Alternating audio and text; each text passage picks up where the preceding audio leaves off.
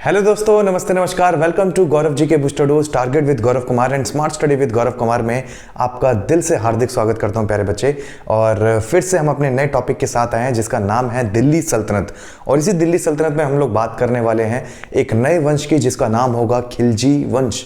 यानी कि ये दिल्ली सल्तनत में चलने वाला दूसरा वंश माना जाता है। जैसे कि मैंने आपको पढ़ाया था लास्ट क्लासेस में भी, दिल्ली सल्तनत में टोटल 5 वंश चलते हैं जिनको याद करने की ट्रिक आपको हर बार याद कराता हूं, जिसे बोलते हैं जीके तो सरल लगती है। फिर भी याद कराने को लिख देता हूं शॉर्ट में, जीके तो सरल लगती है। बस इन्हीं वंशों को हमें दिल्ली सल्तनत में पढ़ते हुए चलना है। मैंने इससे पहले वाली वीडियो में गुलाम वंश के बारे में, पूरे राजाओं के बारे में बता दिया। आप जाके चेक कर सकते हैं, पूरी डिटेल वीडियोस आपको सारी मिल जाएंगी गुलाम वंश की। उससे पहले मैंने मोहम्मद गौरी के बारे में बताया, उसके बारे में भी जानकारी मिल जाएगी। उससे पहले मैंने महमूद गजनवी के बारे में बताया। उससे भी पहले मैंने मोहम्मद बिन कासिम के बारे में बताया था। उससे भी पहले मैंने इस्लामिक धर्म के बारे में प्यारे बच्चे बताया। पूरा का पूरा इतिहास खोल के रख दिया, आप जाके चेकआउट कर सकते हैं। मेडिकल हिस्ट्री की पूरी वीडियोस इसके अंदर डाल दूंगा। उसके बाद मॉडर्न शुरू करेंगे, उसके बाद फिर हम लोग एंशिएंट पे आएंगे। उसी के बाद हम लोग बात करेंगे पूरे ओवरऑल व्यू की, रिव्यू के अंदर क्या है हिस्ट्री में। आज हम बात करते हैं खिलजी वंश के बारे में, जिसका रूलिंग टाइम अगर आपसे पूछा जाए कब से कब तक बताएंगे प्यारे बच्चे, आप बता सकते हैं 1290 में आपका गुलाम वंश खत्म हुआ, 1320 में आपका पूरा खिलजी वंश खत्म होता है। यानी कि खिलजी वंश कब से कब तक चला, 1290 से लेकर 1320 तक। आखिर ये खिलजी वंश 1290 से लेकर 1320 तक, इनमें कौन कौन से राजा आए थे जो खिलजी वंश में एक तरीके से रूल करके गए। तो याद रखना, दिल्ली सल्तनत के अंदर ही चलता था एक खिलजी वंश नाम का एक वंश था। उसी के पहले राजा बने थे जलालुद्दीन खिलजी, जिन्होंने खिलजी वंश की डिस्कवरी की या इसी के फाउंडर माने जाते हैं। खिलजी वंश के जो फाउंडर थे या खिलजी वंश जिसने बनाया था वो और कोई नहीं, वो जलालुद्दीन खिलजी थे, जिनका रूलिंग टाइम 1290 से लेकर बच्चे 96 तक रहा। उसके बाद आए, जैसे ये मरे, इनको मारने वाले इन्हीं का क्या था सर, भतीजा। यही भतीजा आगे चलकर इन्हीं का दामाद भी बनता है। अपनी बेटी की शादी ये अपने ही भतीजे से करवा देते हैं, जो कि एक भतीजा लगता था, और भतीजे के बाद ये क्या बन जाता है, इन्हीं का दामाद। दामाद में एक तरीके से लालच बहुत था, तो इसी लालच के चक्कर में इन्होंने अपने ससुर इवन अपने चाचा की ही हत्या कर दी। तो चाचा की हत्या कब करते हैं, 1296 से लेकर 1316 तक इनका रूलिंग टाइम था। मारा कब था अपने चाचा को, इसने 96 में मार देता है। जैसे 96 में मारता है, अपने आप को राजा घोषित करता है और 20 साल रूलिंग करता है। रानी पद्मावती की कहानी इन्हीं के ऊपर डिपेंड करती है। आप लोगों ने पिक्चर भी देखी होगी पद्मावत, जिसमें राजा रतन सिंह और खतरनाक कंडीशंस में देखा हुआ रणवीर सिंह इसी का तो रोल निभाता है, अलाउद्दीन खिलजी का। याद आए वो ऐसे ऐसे करके डांस करता है, बजने दे तड़क तड़क डोले ताश तड़क, है ना। मल्हारी नहीं, गलत है, गलत गाना गा दिया मैंने, है ना। पता नहीं कौन सा गाना गाता है, बड़ा खतरनाक सा गाता है। मतलब ये मान के चलो रियल अलाउद्दीन खिलजी लग रहा था वो, है कि नहीं, रियल अलाउद्दीन खिलजी जैसा बन रखा था उसके अंदर।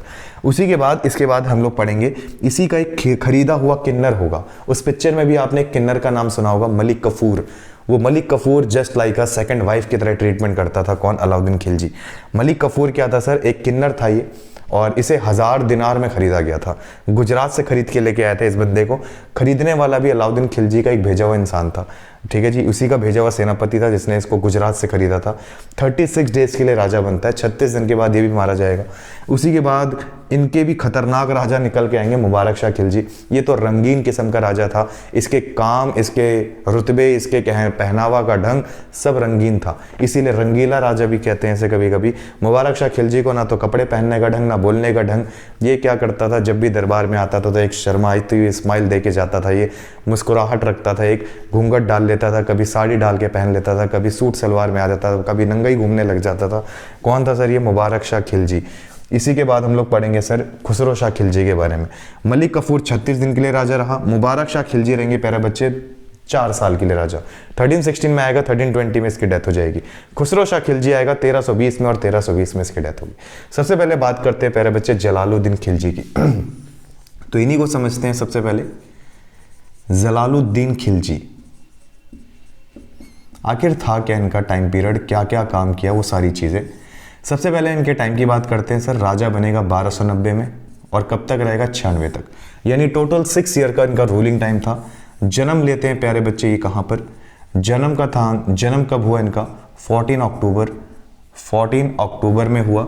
और वो भी कब जन्म लेते हैं प्यारे बच्चे, 14 अक्टूबर 1216 में। यानी कि लगभग देखो तो 14 अक्टूबर 1216 में इनका जन्म हुआ। यानी कि जनरल तौर पे अच्छा खासा शासन भी करके जाएंगे ये, ठीक है जी, अच्छा खासा शासन भी करके जाते हैं, ठीक है। 1216 होगा या 26 होगा, एक बार आप चेक कर लेना, ठीक है जी। 14 अक्टूबर में इनका जन्म हुआ। जन्म होने के बाद ऐसा बताते हैं कि जलालुद्दीन खिलजी जो था ये एक्चुअल में क्या करता है सर, ये गुलाम वंश को ख़त्म करके, यानी गुलाम वंश को, आखिरी फाउंडर को, गुलाम वंश के आखिरी राजा को धोखे से मारकर अपने आप को क्या बनाता है प्यारे बच्चे, राजा का उपाधि देता है, राजा की उपाधि। अपने आप को ही क्या देता है, राजा की उपाधि देता है, टाइटल देता है, अपने आप को सिंहासन पे बैठा लेता है, कोरोनेशन करवाता है। पूछा जाए कोरोनेशन कब करवाया सर इसने, जैसे इसने आखिरी राजा को मारा गुलाम वंश के, अपना कोरोनेशन करवा लेता है 13 जून को। 13 जून वो तारीख थी जिस दिन ये सिंहासन पे बैठा दिल्ली की, फील करता है अरे वाह मतलब राजा हूं मैं। 13 जून को जैसे ही बैठा ये सिंहासन पे, 13 जून कौन सी तारीख सर, 1290 में, 13 जून 1290 को सिंहासन पे बैठती, इसको एक फीलिंग सी आती है कि वाह अगर ये पूरा का पूरा दिल्ली ऐसे ही चलता रहा ना मेरे हाथ, दिल्ली उखाड़ के फेंक देंगे, दिल्ली अपने बस में कर लूंगा मैं। खतरनाक लेवल पे काम कर रहा था। हुआ क्या, जलालुद्दीन खिलजी जो था जब इसने सिंहासन संभाला तो सिंहासन काफ़ी बड़ा था। सिंहासन मतलब कि राज दरबार, राजकाज जो भी था इसका, जो भी इसका काम था, बहुत काफ़ी ज़्यादा दायरे में फैला था। तो इस समय रिक्वायरमेंट बहुत सारे नए लोगों की थी इसके पास। तो इसने सोचा भरोसेमंद इंसानों को हर एक तरीके का मुझे सौंपना पड़ेगा भारत के हर एक राज्य में। तो ये भरोसेमंद आदमियों की तलाश में लगा रहता था। तो एक दिन क्या हुआ, जलालुद्दीन खिलजी और इसका जो भतीजा था अलाउद्दीन खिलजी, इन दोनों के बीच में काफ़ी ज़्यादा मेल जोल था। तो जलालुद्दीन खिलजी जब भी अपने भतीजे अलाउद्दीन खिलजी को देखता था तो ये कहता था कि यार अगर ये मेरी बेटी से शादी कर ले तो इससे बढ़िया दामाद मुझे नहीं मिल सकता। तो मतलब इसने अपने भतीजे में ही अपना दामाद सोच लिया। तो इसने क्या किया, अपनी बेटी का प्रस्ताव शादी का रखा अलाउद्दीन खिलजी के सामने। वैसे रिश्ते में क्या है, ये चाचा भतीजे हैं, रिश्ते में चाचा भतीजे लगते थे, लेकिन बाद में ये अपनी ही भतीजे लगते थे। बाद में ही जलालुद्दीन खिलजी अपनी बेटी की शादी किससे करवा देता है, अलाउद्दीन खिलजी के साथ। जैसे अलाउद्दीन खिलजी के साथ इसकी शादी करवाता है तो शादी में तो भाई दहेज तो देना पड़ेगा। तो जलालुद्दीन खिलजी साहब दहेज में क्या देते हैं, दहेज में इन्हें कड़ा गिफ्ट कर देते हैं। कड़ा, कड़ा सोच रहे होगे सर कड़ा क्या चीज़ है, कड़ा का मतलब है कड़क मानिकपुर, एक जगह का नाम है कड़क मानिकपुर। तो कड़क मानिकपुर का गवर्नर बना देता है इसको। और ये कड़क मानिकपुर पड़ता कहाँ है सर, आज के हिसाब से प्रयागराज के पास, यानी इलाहाबाद के पास पड़ता है कड़क मानिकपुर। तो वहीं का इसे क्या बनाता है प्यारे बच्चे, वहीं का इसे राजा यानी कि गवर्नर घोषित कर देता है अपने भतीजे को। तो अलाउद्दीन खिलजी कहाँ रहता है, अलाउद्दीन खिलजी तो पहुंच गया कहाँ पे, यहाँ पे। अलाउद्दीन खिलजी तो पहुंच गया भाई साहब यहाँ पे। और जलालुद्दीन खिलजी कहाँ पर, दिल्ली में बैठा रहता है, दिल्ली में। हुआ क्या कि 1293 में, 1293 की बात है, यानी कि जब ये गद्दी पे बैठा 13 जून 1290 के ठीक 3 साल के बाद की बात है। हुआ क्या यहाँ पर प्यारे बच्चे, हुआ क्या कि यहाँ पर मुंगेल लोग रहते थे, मुंगेल्स। ये पूरा एरिया मंगोलिया का होता था, मंगोलियाज, चाइना बोलते थे इसको, चाइना, चीन। तो इसी में आप लोगों ने एक डेजर्ट का नाम भी सुना होगा, गोबी डेजर्ट, है ना, मंगोलिया क्षेत्र सुना होगा, मंगोलिया। तो मंगोलिया में ना जो रहने वाले पीपल्स होते थे, वहाँ की रहने वाली जो जनता होती थी, उन जनताओं को मुंगेल बोलते थे। वहाँ के रहने वाले लोगों को क्या बोलते थे प्यारे बच्चे, मुंगेल्स। मुंगेलों की जनसंख्या थी। तो एक राजा था वहाँ पे जो 1161 में पैदा हुआ था, जिनका नाम था शमसुद्दीन। क्या नाम था, शमसुद्दीन चंगेज खान। एक खतरनाक सा बंदा था, चंगेज खान नाम का बंदा, 1161 में पैदा हुआ। इस बंदे ने क्या किया, उतनी चीन में इतनी ज़्यादा एक पहुंच बना ली, इतनी पकड़ बना ली, इतना क्रैप पॉपुलेशन कर लिया कि ये मान के चलो कि इस राजा से किसी भी हिम्मत नहीं थी किसी के आदमी की लड़ने की। ऐसा बताते थे चीन के अंदर आधे से ज़्यादा वाइफ तो इसी की थी, पॉपुलेशन में बच्चे भी बहुत सारे इसी के थे। मतलब ये मान के चलो कि चीन में आधा हिस्सा इसने कवर कर रखा था। हर जगह जाता था, लड़कियों के साथ या किसी भी औरतों के साथ हैरेसमेंट करना, उनके साथ बुरा व्यवहार करना, शोषण करना, सारा काम ये करता था। और हर किसी, ऐसा बताया भी जाता है कि इसकी बहुत सारी पत्नियां भी थीं, इवन बहुत सारे बच्चे भी रहे इसके। मतलब खतरनाक बंदा था। आधी पॉपुलेशन तो इस महाराज ने बढ़ाई होगी वहाँ की, तभी चाइना आगे बढ़ा है।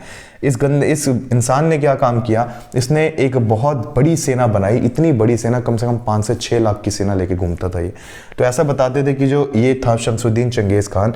हुआ क्या कि 1293 में ये भारत पे पहली बार सेकंड टाइम, सॉरी, भारत पे सेकंड टाइम, इंडिया पे सेकंड टाइम,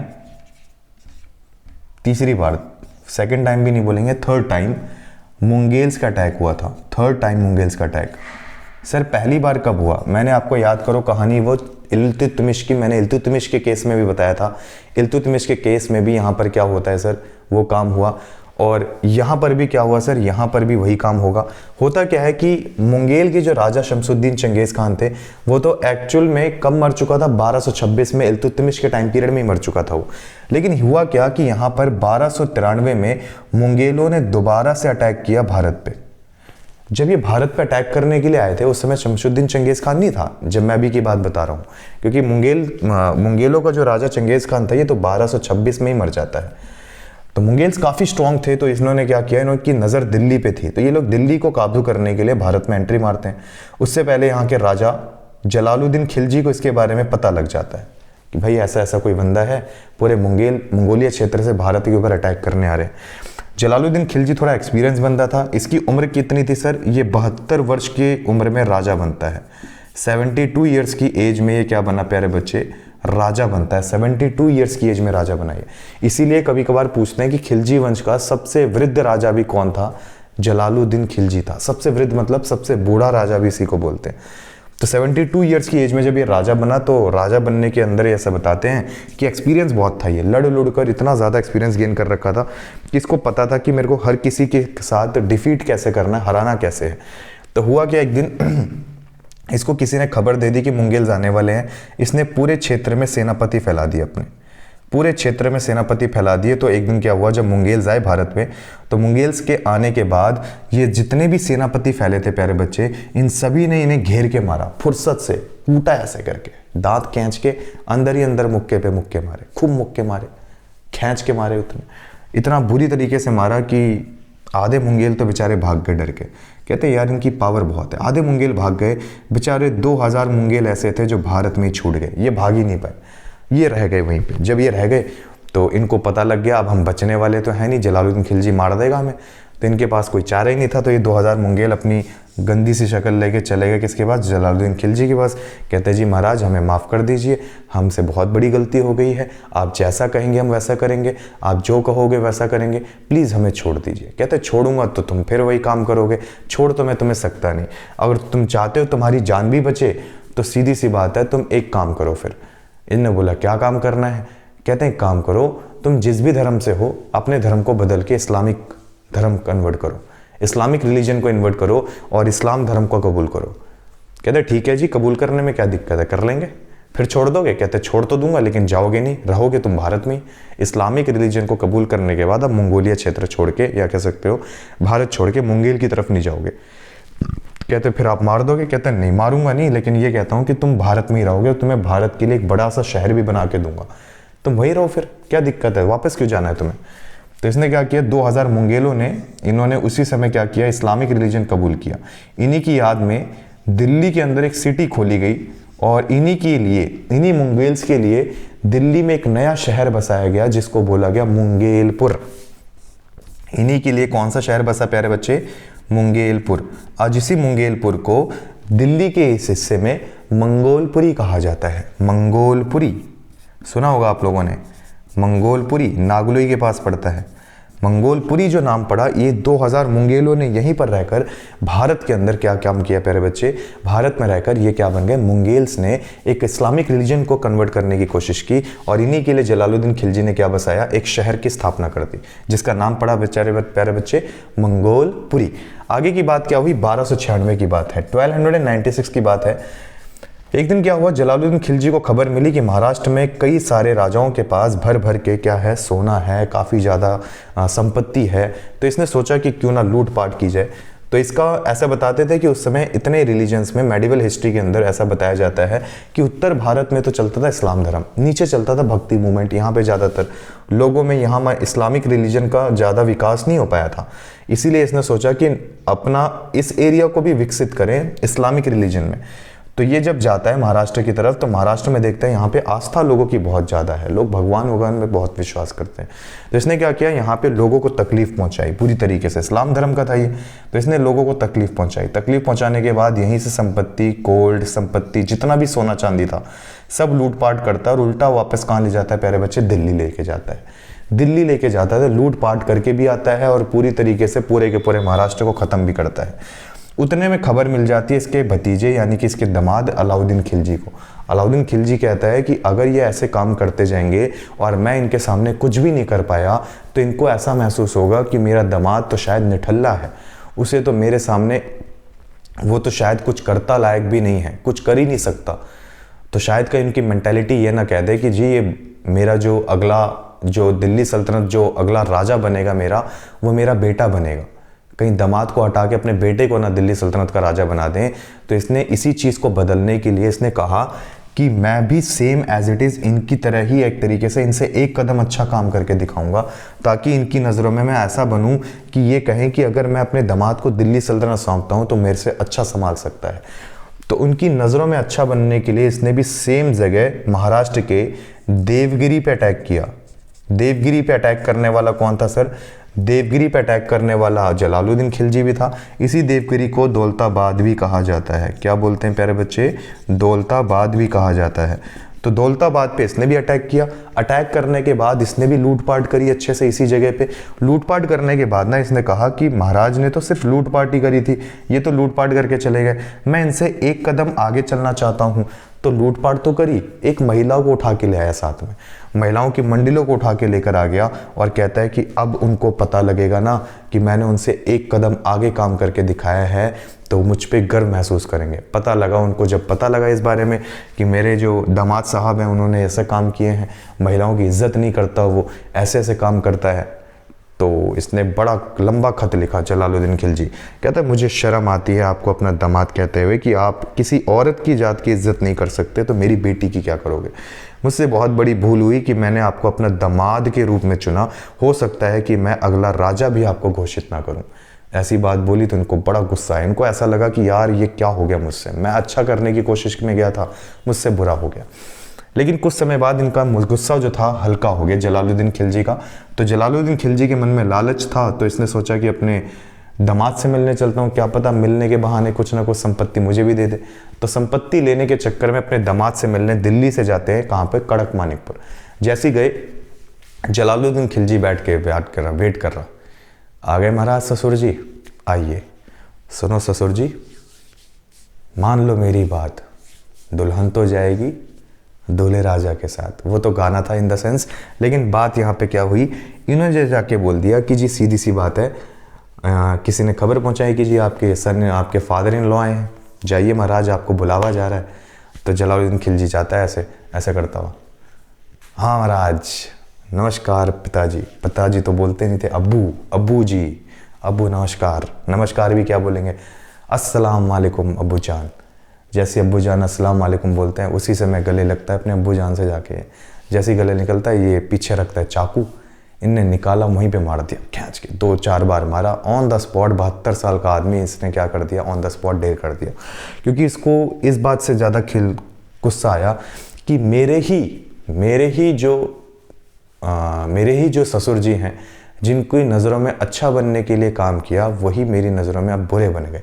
इसी चक्कर में उसने बदला लेने के चक्कर में क्या किया, इसको डर था कि कहीं ये जलालुद्दीन खिलजी अपने बेटे को राजा ना बना दे, इसकी घोषणा से पहले मैं इसकी हत्या ही कर देता हूँ। तो इसने क्या करवा दिया था, अपने ही हाथों से क्या किया, जलालुद्दीन खिलजी की ऑन द स्पॉट ही क्या कर दी प्यारे बच्चे, हत्या कर दी थी।